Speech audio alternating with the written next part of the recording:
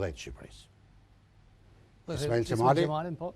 Hasan Prishtina, Një nga burrat më të mëdhenj. Mufid Beli Bohova, Aziz Pashvrioni, Surja Beri Vlora, Asad Pash Toptani.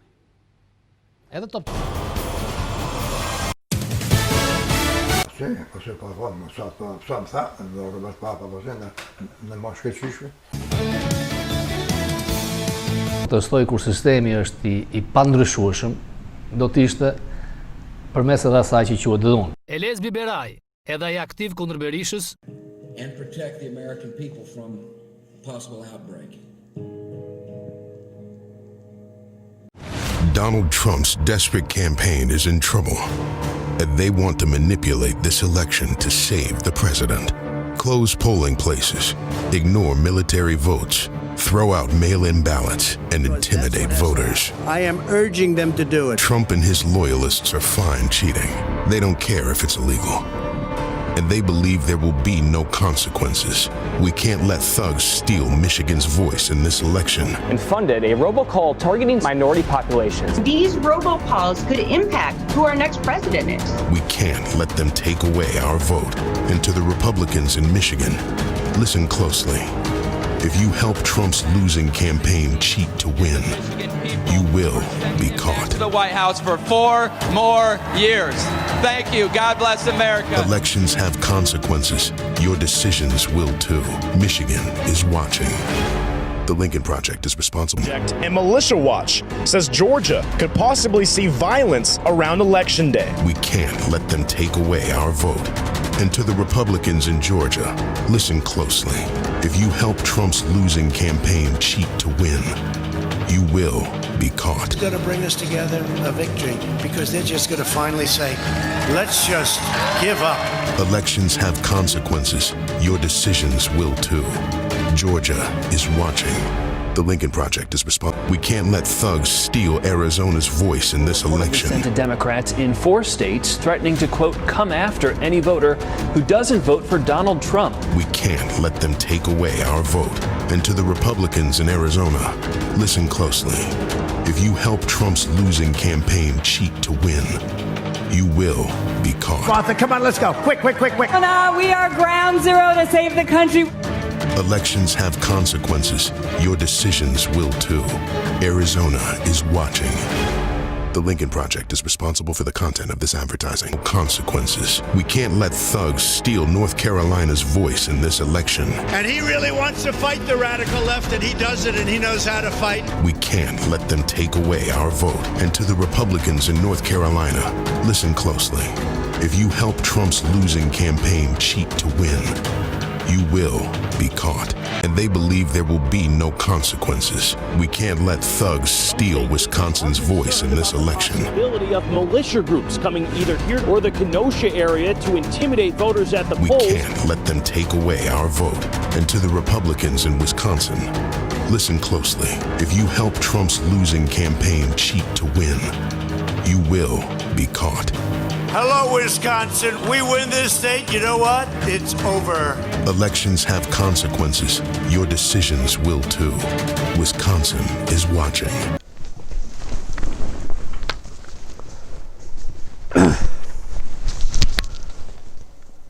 Të nderuar miq me mbrëma. Takohemi përsëri në Fokus.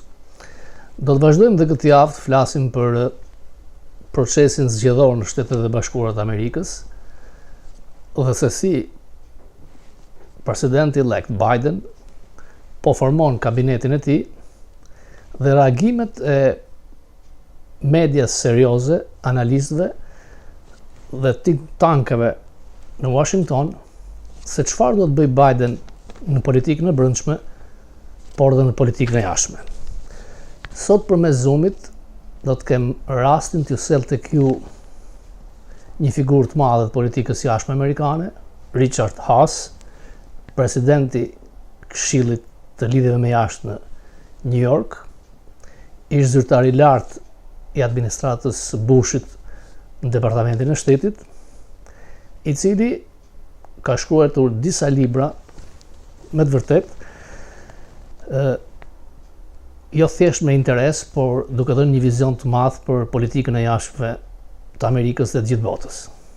Në fakt, kur Trump pa dalë në fushat me sloganin Make America Great Again, pikërisht ideologjia, baza, vinte nga libra dhe Richard Haas. Por më vonë ai ishte tërësisht kundër presidentit Trump, të cilin po ashtu si John Bolton do të quante një anomali për demokracinë amerikane, por mbi të gjitha për partinë republikane, përfaqësuese të konservatorizmit amerikan. Distancimi nga Trump, nga konservatorët, u bë vetëm nga Bushët, McCain, por një emër i madh George Will, i cili tha që unë nuk e ndjej vetëm republikan, nuk jam pjesë e kësaj partie.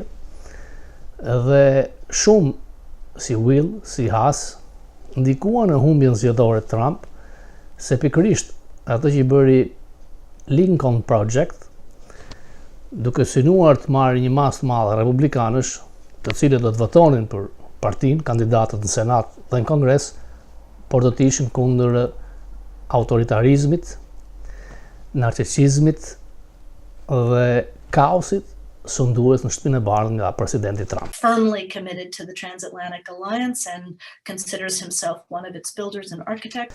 Gjithashtu do të kem ambasadoren Victoria Nuland, e cila ishte diplomate e lartë amerikane që organizoi largimin e qeverisë proruse në Ukrainë, madje me disa foto dhe regjistrime, ajo ishte sharse dhe ndaj Bashkimit Evropian. Ajo mendon që Biden ka sfida të mëdha përballë. To intimidate voters at the We polls. can't let them take away our vote. And to the Republicans in Wisconsin, listen closely. If you help Trump's losing campaign cheat to win, you will be caught. Hello, Wisconsin. We win this state. You know what? It's over. Elections have consequences. Your decisions will too. Wisconsin is watching. Is that Joe Biden, in his bones and in what he's already said, is the human repudiation of the America First, America Alone policy of the Trump administration. He is, as you said, firmly committed to the transatlantic alliance and considers himself one of its builders and architects. You can expect, I think, very early, within the first quarter, a visit to Europe, which will include G7, EU, NATO, an effort to reinforce his firm commitment that the United States should pursue its security, its prosperity, support for its values, and global rules of the road around the world with its closest allies, with the great democracies, and that Europe is a linchpin for that, a reassertion, obviously, of the commitment to Article 5. I think you will see a very quick assertion of a new agenda and a hope that Europe will join in that agenda. Obviously, first and foremost, beating this pandemic and trying to do it jointly and do it quickly. Economic renewal, his Build Back Better slogan, and Europe is engaged in its own version of this with its decision to link COVID recovery funds to greener technologies, more modern economic leap, if you will.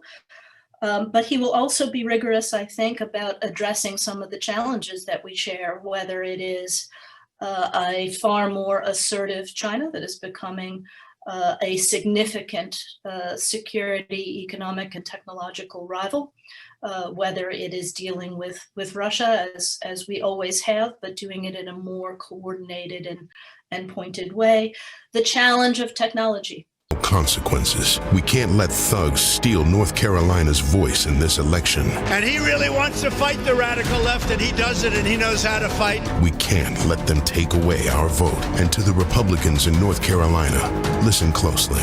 If you help Trump's losing campaign cheat to win, you will be caught. I would just put two other points on the table that have to be thought about. Në Zoom, krahasaj do të jetë dhe një ish ambasador amerikan, Jamie Fly, ish drejtori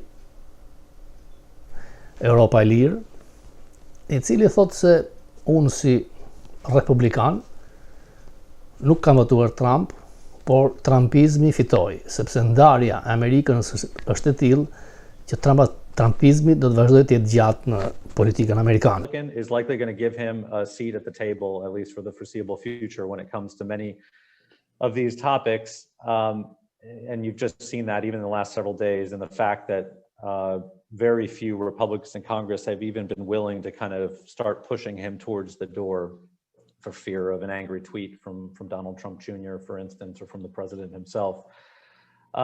So I think there are going to be elements of Trumpism that continue to maintain a hold on the Republican Party. I think you'll probably see that in trade.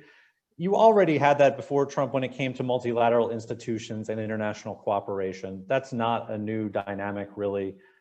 Donald Trump kind of took it to the next level in how his administration pursued a lot of these issues on the world stage. But that's something that's been with the party for decades, and I think will continue. I'll just note, though, that although I think Tori is absolutely correct, Vice President Biden, soon to be President Biden, is going to present a different face, a more positive attitude towards the transatlantic relationship and cooperation. His own party is also going through a lot of turmoil and will continue to do so, even as he takes the White House. This last election, I think, was not as decisive as many had hoped in terms of answering some fundamental questions about the trajectory of American politics. And just as you've seen a lot of debating about what it means for the future of the Republican Party, a lot of Democrats in especially the House have been arguing with each other over the last week about why they didn't do better, about what the right approach is to win future elections. And so I think this all leaves America, especially if you have divided government with Republicans controlling the Senate, many of those Republican senators looking towards a potential presidential run in 2024, it has all the recipes for gridlock. And I think it makes America a divided, distracted, disengaged partner, which is going to place some limits, unfortunately, on how much even an administration with the best intentions can do when it comes to engaging allies. I certainly agree with Toria that China is an area that the Biden team seems to be prioritizing. I think it's one of the few areas where there's broad bipartisan agreement, including in Congress. It also has the added value in the US debate of bringing in some bipartisan agreement on certain types of economic policy, which I think 5 or 10 years ago was not the case. But you've now seen, even on the right, increased support for new government subsidies for certain industries, a kind of US industrial policy to make the US more competitive vis-a-vis China, and also to protect certain national security sectors. One area where I think more can be done that I hope a Biden administration will prioritize is on Europe's periphery. It's an area that I think is clearly close to Joe Biden's heart from what I've seen. It's an area, having just led Radio for Europe, Radio Liberty for a year, where we desperately need more attention from Washington and from Brussels. We've got major challenges to democracy, to the rule of law, threats against independent media. Some of these challenges are not just in the Eastern Partnership countries, but also within EU member states like Hungary, Bulgaria, Romania. And this is an area where I don't think there has been enough transatlantic dialogue during the Trump administration. I'm a little bit more optimistic. I think right now it's just an effort to allow the president to save face, to let some of these cases work their way through the courts. And given that it doesn't appear that there's been any real evidence put forward by the campaign's lawyers, likely fail.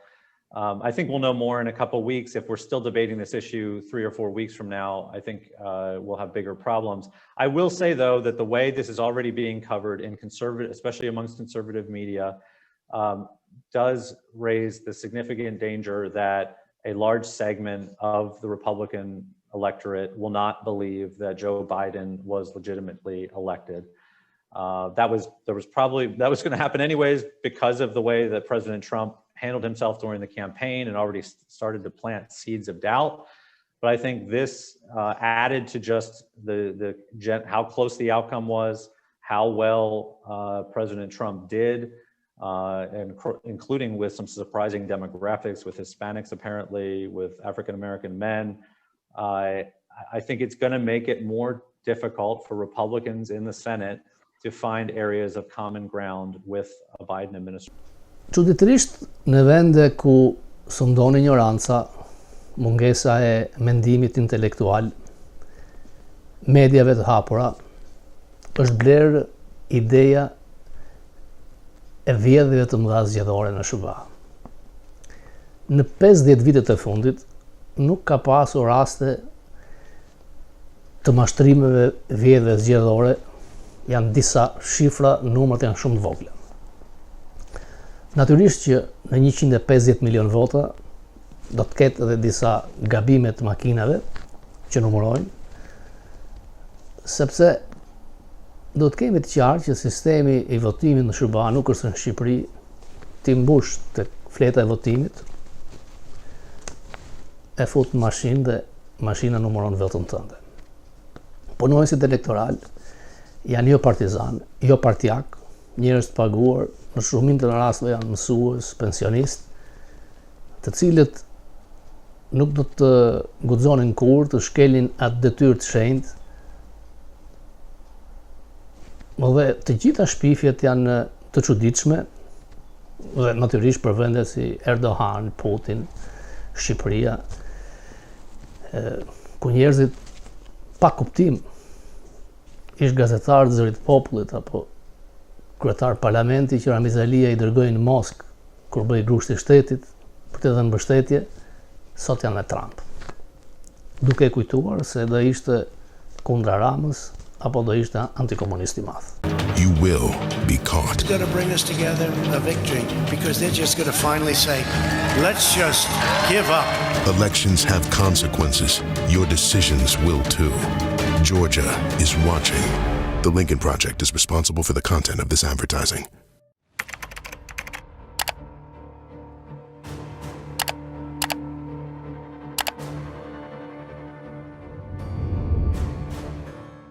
One is, this will be the first Democratic administration post-Brexit, and there will be an interest in ensuring that we end up in our transatlantic conversation with a three-legged stool, the US, the UK, the EU, and that we're finding a way to pursue all these issues in common. So can the US play a role in cementing the UK into a strong role in defending our security, our prosperity, our values, and not end up with little England or with more spinning across the channel? And then there are the trade issues, where, you know, there has been signaling that there will not be a renewed effort at a huge, big trade deal, but we do have significant issues that have to be worked through, and we have far too many regulatory barriers against each other. So what can we do in the transatlantic space, but also with our Asian allies, to ensure that we are renovating our economies and building back better in a way that reduces the frictions and the barriers without having to get into endless negotiation. It's going to take a lot of work, and it's going to take a lot of flexibility. And I also think that you know, times have changed. You don't rewind the tape back 4 years. For example, it is a bipartisan conviction now in the United States, Democrats and Republicans, that we have to be more rigorous in the way we approach China, and we have to be more. The end is coming. The end of the noise and lies. The end of the chaos and division. The end of the hate. In its place, a new America is ready to stand tall again, ready to restore the goodness in the heart of our nation, ready to put people before politics, ready to lead, to innovate, to grow, to heal. It won't always be easy. There are tough times to come. COVID to be defeated, an economy to restore. But that new day is coming. A day when words like caring, competent, and professional won't be insults. A day when compassion and character mean more than celebrity. A day when every American's rights are respected and valued. That day is coming because of your hard work, your commitment, your energy and passion. That day is coming because of your vote. Joe Biden, our president. The Lincoln Project is responsible for the content of this advertisement. Departamenti i Sigurisë Kombëtare, Homeland Security, dha një deklaratë që siguria e zgjedhjeve ka qenë më e lartë se asnjë zgjedhje më parë, duke e dhënë kështu goditje përfundimtare cicërimave Trump. Drejtori pikërisht i kibernetikës dhe ruajtjes së sistemit zgjedhor Krebs ka shkruar: "Ju lutem, mos ricicëroni në Twitter idiotliqe, shpifje pa bazë, qofshin këto dhe Twitterat pra cicërimet e presidentit Trump."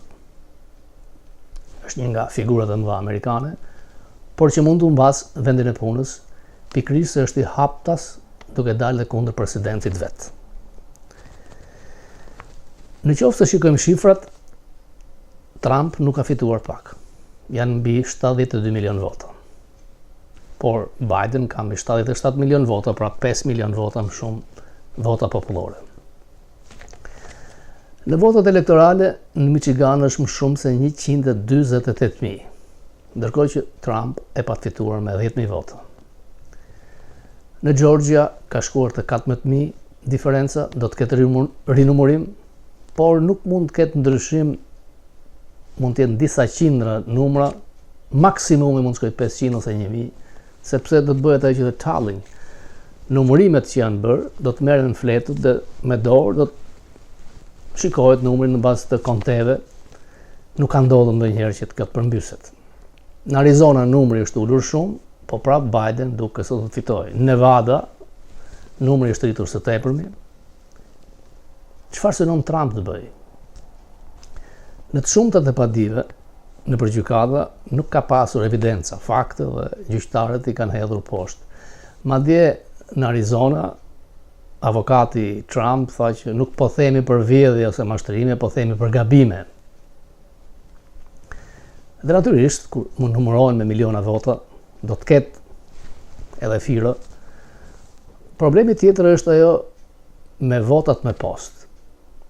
Posta amerikane nuk mund krahasohet me postën e vendit si Shqipëria. Është krim federal në qoftë se hap një letër dikujt tjetër. Posta ka policinë e vet postare, ka hetuesit e vet. Ishte rasti dikujt që mashtroi dhe tha që unë kam ndryshuar votat. U thirr nga hetuesit e postës dhe tha që gënjeva, mashtrova. Pra, edhe kjo u hodh poshtë. Problemi që ndodhi ishte se në fillim u numëruan votat e atyre që votuan datën 3 dhe pastaj votat që erdhën me postë. Disa shtete patën presion që t'i numëronin votat me postë dhe ato që quhen early voting më parë, por nuk pranuan. Nuk prisnin këtë numër të madh votimesh. Votim me postë ishte edhe në ato vende që Trump i fitoi lehtë, si Nebraska, në Midwest. Por problemin e ka me Wisconsin, Michigan, Pennsylvania, nuk thot gjë për Ohio, për Floridën, ku atje ka pasur votime me postë, por Trump fitoi. Natyrisht që Trump ka marrë vota më shumë se ç'mendoi. Arriti të mobilizonte bazën e tij, por në fundit vota elektorale duket se do ta dërgoj Biden deri tek 303 ose 306, po aq sa Trump fitoi 4 vite më parë. Edhe pse fitoi me diferencë të ulët në Michigan, Wisconsin, Hillary Clinton e ka telefonuar me njëherë dhe i ka uruar fitoren. Pra, në Amerikë kur një media, networkët projektojnë një president, votat mund të numërohen mas një muaj dhe ti pranon humbjen, si gentleman, por kjo nuk është Trump. Ai kërkon që Biden të shkojë në shtëpinë e bardhë si një president jo legjitim. Dhe duke patur parasysh që janë 70 milion vota, nuk është pak. MTN, get connected.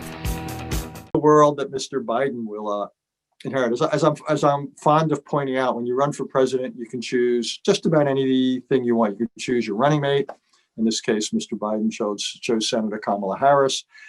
You can choose what the platform says. The Democrats had an extensive platform. The Republicans actually chose not to have a platform this time around. If you win, you can choose what you say in your inaugural speech. If you win, you can decide who becomes Secretary of State or Secretary of Defense. The only thing you can't choose if you win is what's in your inbox. That's chosen for you.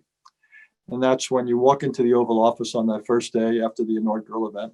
That's what greets you or slaps you in the face. This is a really demanding one for a couple of reasons. One is the domestic setting. The new president will take office against the backdrop of a pandemic that is, by that point, could be claiming as many as 2,000 lives a day. It could be we could have 150,000, 200,000 new infections a day. Hospital capacity could be completely at its limits. You have the public health aspects of it, but you also have all the economic consequences of it. It's unlikely that any medical development, whether vaccines, therapeutics, or anything else, will either be available, or if it is available, whether it would be available of a scale that would make an appreciable dent in any of that come January or even February or later. You will have unemployment much higher than it was, say,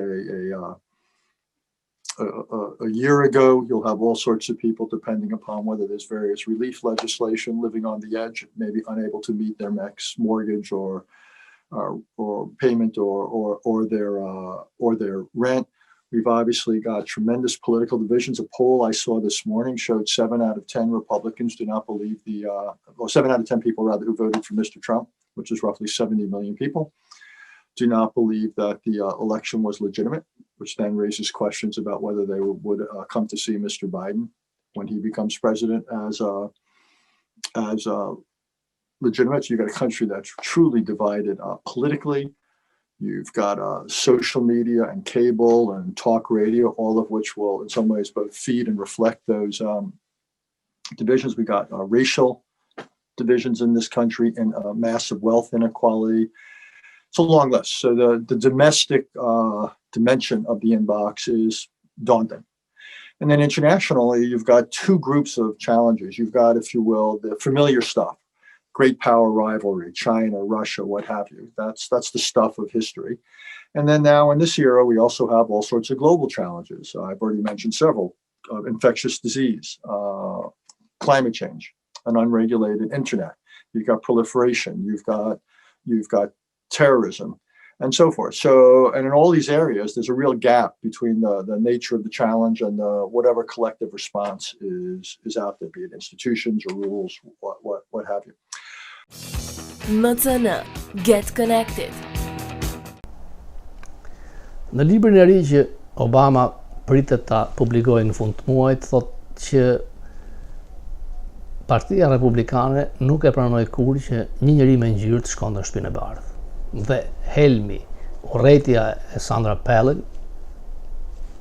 u përcollë edhe nga presidenti i nikje Trump. MCN, Get Connected. So what this adds up to is this incredibly demanding international agenda against the backdrop of a really demanding domestic situation. So there's no one crisis other than COVID, which is a big enough crisis. It's not like there's a massive hot war like the presidents who took over during who got elected during major wars, be it Korea or Vietnam or Iraq. So there's nothing that acute in the traditional geopolitical sense. But if you add up everything I've mentioned, and I believe beginning with the pandemic, I think it's an extraordinarily difficult situation. And one of the questions from Mr. Biden is going to be, and it's what I wrote about in this foreign affairs piece, is how does he choose his priorities? If he has to deal with the domestic challenges, beginning with COVID, how does he deal with that, yet still focus sufficiently on his international challenges? The world never says to the United States or to any country, okay, go sort your problems out, and when you're good and ready, we'll be happy to have you back. History doesn't work that way. So the question is, how much time does Mr. Biden allocate to international subjects? What international subjects? What's essentially his agenda? All the while, he's trying to get COVID-19 under control, and that's what I was writing about. Basically, think through how he might think through that. MCN, get connected. Trump ka filluar sulmet ndaj Fox News, kanalit kablor të lajmeve me shikueshmëri më të madhe, pronë Rupert Murdoch, dhe ka hetur idenë se do të krijojë një kanal televiziv, Trump TV, mbase do të jetë digital media, me një pagesë $5-6 në muaj, duke shpresuar që votuesit e tij t'i largohen Fox. Foxi ka thënë që ne e mirëpresim konkurrencën, nuk është aq e lehtë. Për të bërë televizion kablor nuk ka mundësi, sepse Komisioni Federal do të kalojë me Biden, të blejë në një kanal tjetër prapë nuk është e lehtë, por ai mund të krijojë këtë media digjitale dhe ideja se do të konkurrojë përsëri në vitin 2024 ka filluar të zërvem tek republikanët. A mund ta falë ai veten e tij? Në muajt e fundit, presidenti në hikje fal njerëz të ndryshëm, kriminal, që kanë shkelur ligjin sepse është e drejtë e tij. Bill Clinton abuzoi shumë duke liruar trafikant dhe pat ndikuar shumë edhe gjysmë vllai i tij, disa dolën. Nuk është përfolur Bush. Trump pa shkuar të kjo falje ka falur ata që akuzoheshin tek skandali me Rusin, dhe është hedhur ideja se Trump mund të falë veten e tij. Lordi Crook në Angli 100 vjet më parë nxori një precedent që askush nuk mund të jetë gjyqtar në çështjen e tij. Dhe ky precedent ka qenë pjesë e sistemit ligjor amerikan. Në qoftë se Trump mund të falë, të japi falje vetes, nuk mund të ketë gjykime për krime federale ndaj tij, por kjo nuk e shpëton nga distrikti hetimor dhe gjykata e New Yorkut, ku ai ka probleme me taksat. Tjetër gjë, thonë analistët, në qoftë se ai do të shes sekrete të inteligjencës shteteve të huaja, kjo hyn te spionazhi, edhe kjo nuk mbrohet nga falja. Teknikisht, forcën e faljes mund t'ia jap zvendës presidentit dhe ai mund ta falë Trump, siç ka ndodhur me Ford me Nixonin. Por ai nuk do të largohet nga skena. Trumpizmi, si ide mbështetur tek librat dhe ideologjia e Richard Haas, e nxitur dhe cytur nga Steve Bannon, krijoi një taban tek Partia Republikane, të cilët shikojnë një rrezik në përplasjen me ndryshimet demografike në Amerikë dhe besuan se Trump do të thante kënetën e pushtetit në Washington, por nepotizmi ishte i madh. Në fakt, kabineti i tij qeveritar kishte milioner, miliarder dhe ajo pay to play funksionoi. Donatorët e mëdhenj u shpërblyen, ambasadorin në Sodland, i cili krijoi skandale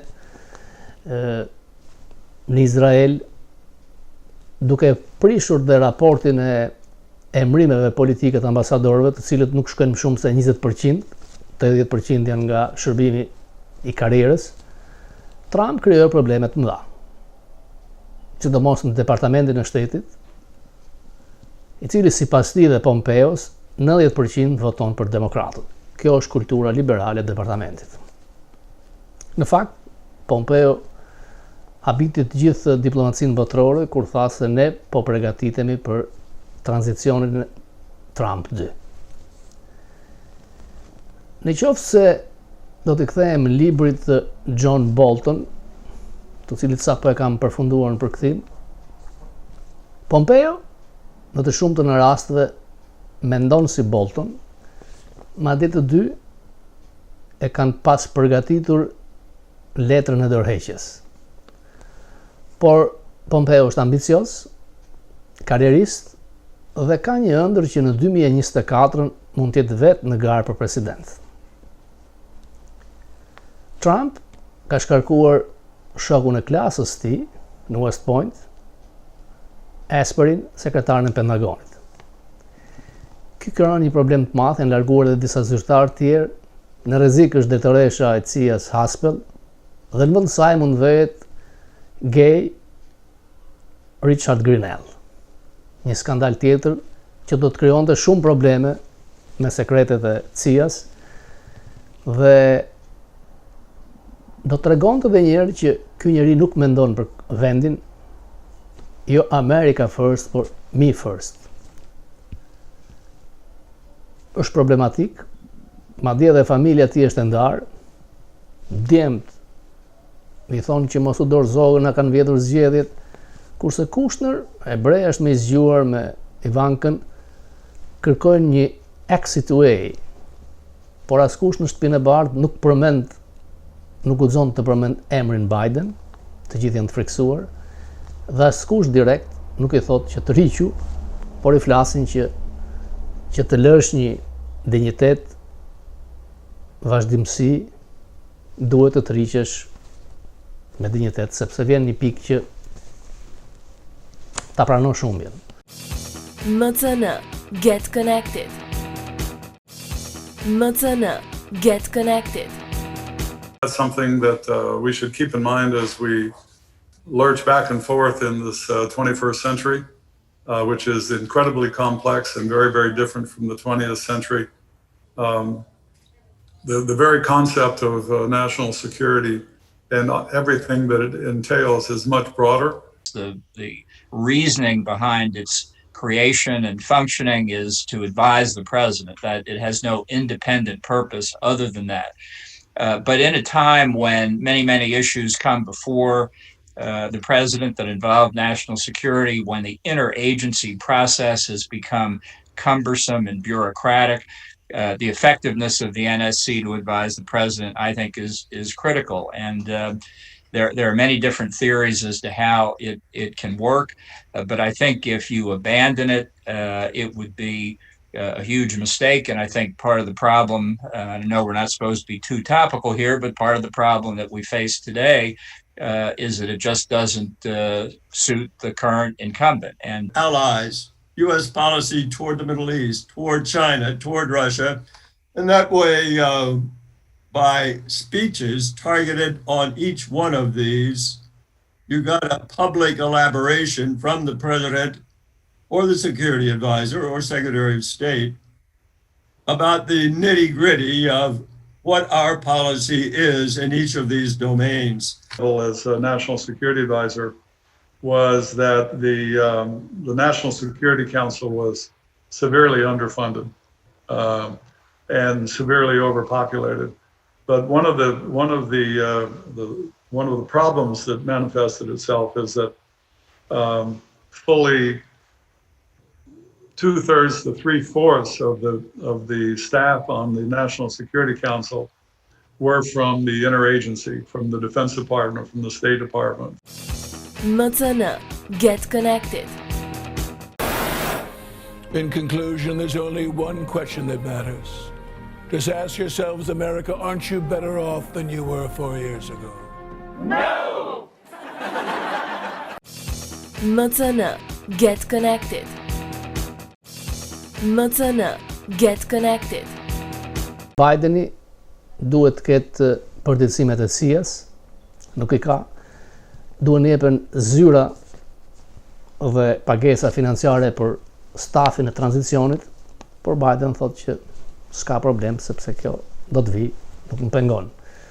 Ndërkohë që Departamenti i Shtetit, një tjetër graf, nuk i jep akses të mesazhet e liderëve të huaj ndaj Biden, të cilën e bëjnë by the books, njoftojnë dhe urojnë përmes Departamentit të Shtetit. Por Biden do të hyjë në Shtëpinë e Bardhë me një detyrë shumë të madhe. Mbase mund të krahasohet me Trumanin, i cili befas e pa veten presidenti Shubahas mas vdekjes Rooseveltit dhe pa thënë që mu duk sikur mbi shpatulla kisha hënën.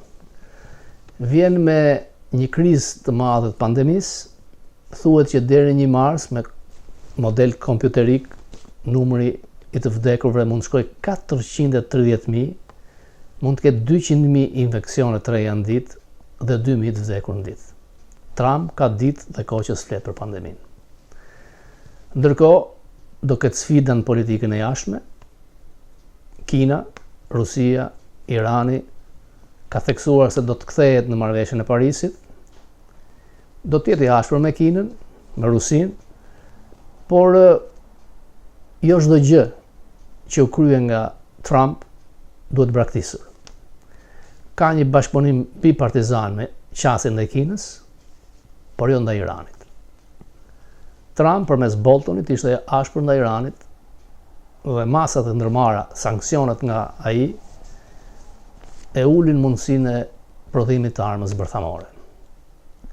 Obama dhe Biden i dhanë rreth $1 miliard cash Iranit nga paratë ngrira dhe me Iranin e ka problem të ndjek rrugën e Trumpit sepse Europa është në krahun tjetër. Merkel, Macron duan të butë me Iranin. Po kështu edhe me Rusinë, përsa i përket nga sjellësit që vjen nga Rusia, Trump kishte drejt që vendoste sanksione nga ndaj kompanive që kishin biznes me këtë. Ai kishte drejt kur thoshte që ne mbrojmë Gjermaninë nga Rusia, gjermanët blejnë gazin rus. Ose kur thoshte që ne mbajmë ushtar baza ushtarake dhe Gjermania s'paguan. Dhe thot me fitimet që bëjnë nga ne, ka ndërtuar infrastrukturë të shkëlqyeshme. Pra Trump kishte drejt në shumë gjëra. Por njeriu vetëm mund ta shkund, mund ta shqetësoj establishmentin, por nuk e përmbys dot. MCN, Get Connected. Edhe njëherë një punonjës nga bordi elektoral në New York, Vladi, i cili e pa nga afër procesin. Në momentin që del emri jot, ty du ta verifikosh se je personi. Atëherë u kam të drejtën të bëj pyetjen, datëlindjen ose adresën ku është unë, që mund të mbushish mendjen. Që je ti. Firmos? Pasi firmosish, e konfirmojnë të dy bipartizanët dhe në atë moment atëherë kjo...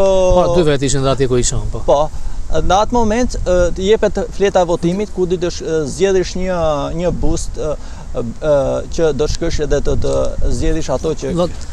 Ç'a ndodhi me këto me post? Se këtë s'po kuptojnë shqiptarët. Domethënë ti bën kërkesë që të të vi zarfi për të votuar me post. Po. E plotson? Ti do bësh një kërkesë dhe atje do të miratohet dhe do vjen në shtëpi që ti nuk ke nevojë që të shkosh tek qendra e votimit që ti jesh drejt për drejt.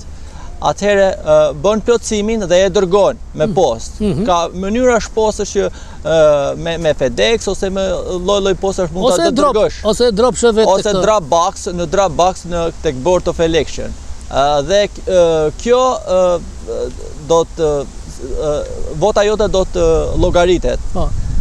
Pse u numëruan në fillim votat e datës 3 dhe pastaj votat me medh? Këtu është krijuar problemi. Pse votuan mbrapa këto në përqendër? Ka një mobilizim, ka një mobilizim shumë të madh të votave që janë dërguar me post. Aqsa ka pas punë shumë voluminoze. Në çdo shtet. Dhe varet nga shteti që shumica e votuesve kanë zgjedhur të mos jenë të pranishëm. Po, është më easy. Dhe shumica e tyre kanë pranuar që të jenë në prezencë. Po prapse ajo nuk ato i kanë të regjistruar dhe të verifikuar se sa përqindjen e votuesve që kanë kërkuar fletën e votimit. Si bëhet verifikimi kësaj votës me post që vjen? verifikimi hapet e votës me post hapet dhe shikohet nga ku ka ardhur. Pasane do shikohet signatura në fund fare. Po si verifikohet firma? Signatura do të verifikohet me firmën që ti ke nënshkruar në driver license ose në një dokument zyrtar që maqen se kjo është firma jote apo nuk është firma jote. Këtë e shikojnë kompjuter për çdo vot. Ndaj vonohet tek.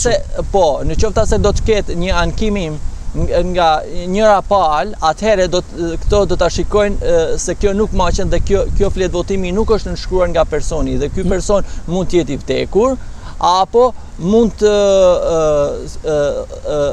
jetë i larguar në një shtet tjetër ose nuk është i regjistruar. Po si e regjistruar s'ka drejt të bësh një falsifikim tek maili amerikan është krim.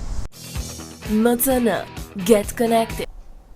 Natyrisht që e gjithë bota syti ka pasur nga SBA në procesin zgjedhor dhe u pa qartë se kush ishin më shumë të gëzuar me fitoren e Biden, Merkel, Macron, Johnson, dhe ata që ishin më të tërhequr, Putin, diktatori i Koreas, kinezi, Erdogan, presidenti i Brazilit, i Meksikës. Por gjithkush e di që forca e presidentit amerikan është e tillë që nuk pyet dhe mund të krijojë probleme për çdo autokrat, gjysmë diktator, dhe Biden ka një përgjegjësi të madhe jo vetëm për Evropën ishlindore, por dhe për vendet që janë pjesë e BE-s, Bullgaria, Hungaria, shkelet e mëdha ndaj medias, pavarësisë medias, mungesës ligjit. Shpresojmë se edhe ndaj vendit tonë administrata cilët ndryshe, sepse fundit Biden e njeh Shqipërinë, e njeh Ballkanin, ka mbështetur çështjen shqiptare, sidomos në Kosovë, dhe siç e kanë theksuar, një gjë është e sigurt, Mitrovicën serbët nuk e marrin kurrë. Dhe figura kloni, qesharake si Open Gay Grinell dështuan, ishte ai që donte ta hiqte Mitrovicën, ishte i paftyrë se bënte fushat në Wisconsin me serbët dhe në Michigan me shqiptarët, dy shtete që i humbi thellë. Njëri me ambicie të madhe, pretendent për sekretar shteti, servil, i afërt me familjarët, njëri që e ka dëmtuar shumë administratën e Trump, por që mund të jetë përpara hetimeve mbas largimit të padronit të tij. MCN, get connected. Nga unë Robert Papa, natën e mirë. MCN, get connected.